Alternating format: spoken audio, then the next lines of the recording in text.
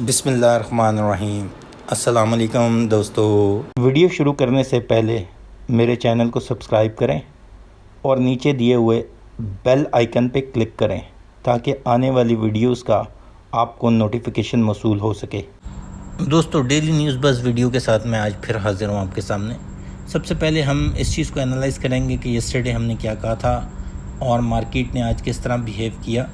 Yesterday की अगर हम हमारी वीडियो देखें डेली न्यूज़ बज़ की, तो उसमें मैंने यही कहा था कि मार्केट के रेंज बाउंड रहने के चांसेस हैं, और क्योंकि मैंने एक दिन पहले ही भी यही कहा था कि मार्केट के रेंज बाउंड रहने के चांसेस हैं अनलेस के कोई डिसीजन ऐसा ना आ जाए या कोई न्यूज़ पॉलिटिकल साइड पे पॉजिटिव रिएक्ट करती हुई या पॉजिटिव एक्ट करती हुई ना नज़र आए। जिसके अंदर जब सुप्रीम कोर्ट का डिसीजन आया रिगार्डिंग मुनहरिफ अरकान, तो मार्केट ने उसे पॉजिटिव लिया क्योंकि तसादुम की जो फ़िज़ा बनी हुई थी उसके लिहाज से कुछ चीज़ें कूल डाउन होती हुई नज़र आई।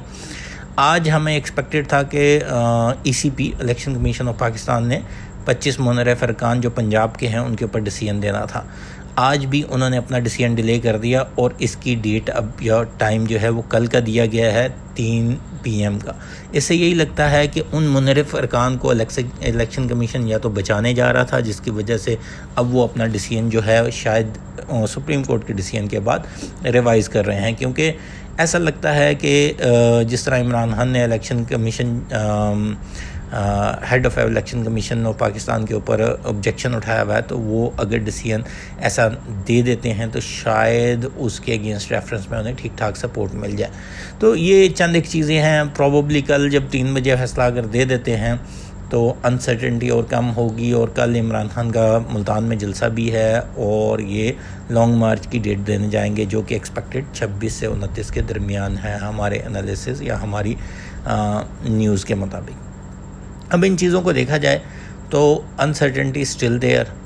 गवर्नमेंट के जाने के चांसेस जो न्यूज़ आती जाएगी गवर्नमेंट के जाने के लिहाज से, उस लिहाज से हमें नज़र आएगा कि मार्केट जो है वो उसे अच्छा रिएक्ट करेगी। आज मरीम नवाज़ की भी एक जलसे में सरगोदा के स्टेटमेंट थी कि नवाज़ शरीफ कहते हैं कि हुकूमत छोड़ देनी चाहिए, आवाम के ऊपर बोझ हमें नहीं डालना चाहिए।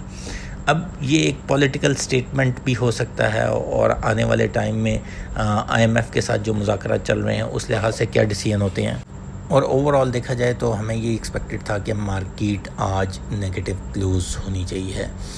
ये तो थी न्यूज़ से रिलेटेड और एक्सपेक्टेशन और जो अंडरलाइन हमारी जो है गवर्नमेंट की प्लानिंग। ऐसा लगता है कि शायद शहबाज शरीफ गवर्नमेंट हैंड ओवर करने जाएं और अगले 5-7 दिनों में इस तरह की न्यूज़ आए। अभी तक वो ये चीज़ नहीं मानेंगे क्योंकि डाउन द लाइन अगर उन्होंने कुछ अपना प्लान करना है तो वो शायद प्लान करें। अगर नहीं करते तो प्रॉब्ली हम देखेंगे कि तसादुम की तरफ सिचुएशन जाती हुई नज़र आएगी जो कि बहुत ज़्यादा चीज़ें अनसर्टेन करेगा और प्रॉब्लम स्टिल प्रिवेल होगा स्टॉक मार्केट की तरफ।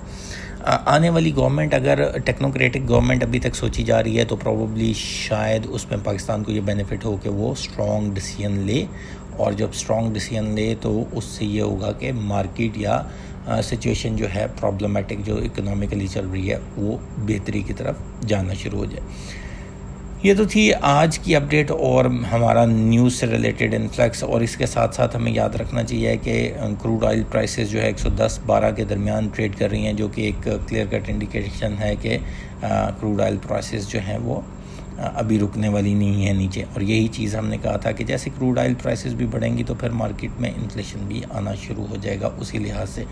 अब हम देखें कि आज की न्यूज़ क्या है। आज की सबसे पहली जो न्यूज़ है वो है मैपल लीफ सीमेंट कंपनी के बारे में। कल मैंने आपको शेयर किया था कि उन्होंने बायबैक के बारे में कहा है। बायबैक कितने % से? तकरीबन 2.5 करोड़ शेयर उन्होंने बायबैक करने हैं। तकरीबन 49 करोड़ शेयर इनके स्टॉक मार्केट के अंदर ट्रेडिंग के लिए अवेलेबल हैं। उसमें से 2.5 करोड़ ये ले जाएंगे वापस, जो कि इनका स्टेक बनता है 2.227 का। ये तकरीबन इतना को स्टेक बनता है। टोटल इनके शेयर तकरीबन 1 अरब 9 करोड़ हैं इसके लगभग।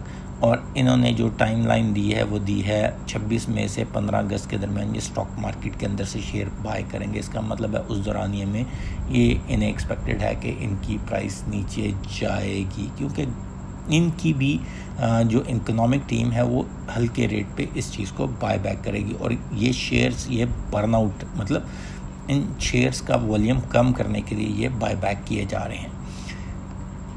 इसका अगली न्यूज़ हमारे पास है जी टेलीकार्ड से रिलेटेड। टेलीकार्ड ने जो सुपरनेट का IPO किया उसमें तकरीबन 200 मिलियन रुपीस जो है ना इन्होंने अपने इसको रेज़ अप कर लिया और उसके अंदर 110 मिलियन रुपीस के जो टर्म फाइनेंस सर्टिफिकेट है उसकी पेमेंट ये करने में कामयाब हो गए हैं। इसका मतलब टेलीकार्ड के फाइनेंशियल्स अच्छे होते हुए नज़र आते हैं, जो इन्होंने एक्सपेक्ट किया था सुपरनेट को अकॉर्डिंगली उन्होंने टैग अप कर लिया।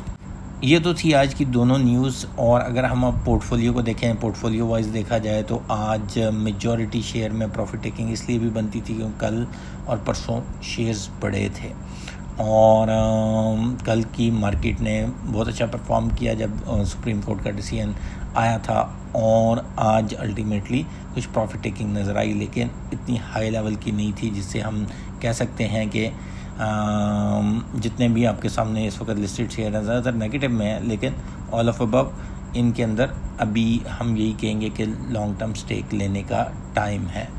इसी तरह जो दूसरा भी पोर्टफोलियो ग्राफ चार्ट अगर आप देखें तो उसमें से भी ज़्यादातर 50% शेयर्स 50% से प्लस शेयर जो है वो पॉजिटिव है हमारे और बाकी जो है नेगेटिव में है।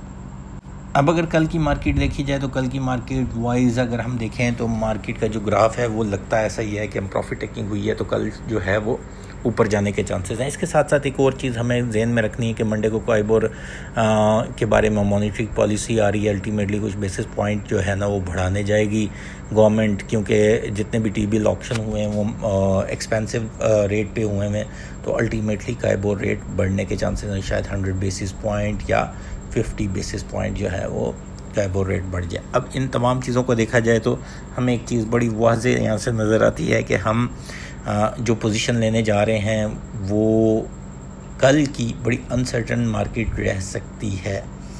मार्केट का मोमेंटम ओवरऑल जिस तरह होना चाहिए वो पॉजिटिव होना चाहिए, लेकिन कल के ECB के डिसीजन के ऊपर बहुत डिपेंड करेगा। अगर ECB ने फिर डिसीजन डिले कर दिया किसी वजह से तो हम देखेंगे कि शायद सेकंड हाफ मार्केट का नेगेटिव हो। काइबोर रेट के लिहाज से जिस तरह 100 बेसिस पॉइंट में तो अल्टीमेटली बैंकिंग सेक्टर के अंदर इन्वेस्ट करना कल अच्छा रह सकता है क्योंकि आने वाले वीक में बेहतर होगा। लेकिन पॉलिटिकल अनसर्टेनिटी बढ़ती हुई नज़र आती हुई और गवर्नमेंट अगर नहीं जा रही और स्टैंड ले रही है पॉलिटिकल अनसर्टेनिटी को करब करने जाएगी तो हमें उस मुताबिक अपने आप को फंडामेंटली स्ट्रॉन्ग स्क्रिप्ट में रखना है।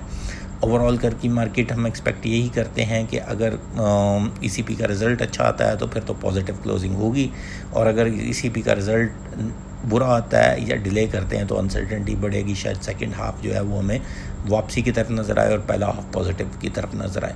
वापसी से मुराद ये है कि शायद क्लोजिंग पॉजिटिव ही हो जाए, लेकिन ये है कि ज़्यादातर सेकंड हाफ में ठीक ठाक लैकलस्टर परफॉर्मेंस हो के पॉजिटिव क्लोजिंग हो। फर्स्ट हाफ में चांसेस हैं कि शायद हमें अच्छा गेन अप मिल जाए। दोस्तों प्रॉफिट टेकिंग करना ना भूलिएगा, याद रखिएगा पहले हाफ में अगर अच्छा आपके हायर लेवल पे रेट्स आते हैं तो आप प्रॉफिट टेकिंग कर सकते हैं, और यह ज़हन में रखिएगा कि कुछ जो अनसर्टेनिटी पॉलिटिकल साइड पे है उसको आप उसी तरह साइज डाउन कीजिएगा, और इसके साथ साथ ड्यू डिलिजेंस ज़रूर करें और अपने आप को फंडामेंटली स्ट्रॉन्ग स्क्रिप्ट में रखें, क्योंकि अगर मार्केट बुरी भी होती है या आने वाला वीक गवर्नमेंट क्या डिसाइड करती है, अभी चांसेस यही लगते हैं कि शायद गवर्नमेंट चली जाए, और अगर चली जाती है तो फिर तो कोई प्रॉब्लम ही नहीं है। फिर अल्टीमेटली जो आने वाली गवर्नमेंट है उसने हार्ड डिसीजन लेने हैं, तो उसके अंदर फिर ये होगा कि मार्केट को हम रिकवरी की तरफ देखते हैं। लॉन्ग टर्म इन्वेस्टर पॉजिटिव होकर स्ट्रॉन्ग फंडामेंटली स्ट्रॉन्ग स्क्रिप्ट में पोजीशन ले सकते हैं, और जल्द देखेंगे कि मार्केट अच्छी रिकवरी पोस्ट करती हुई नज़र आएगी। शुक्रिया दोस्तों, चैनल को सब्सक्राइब करना मत भूलिएगा। अल्लाह हाफिज़।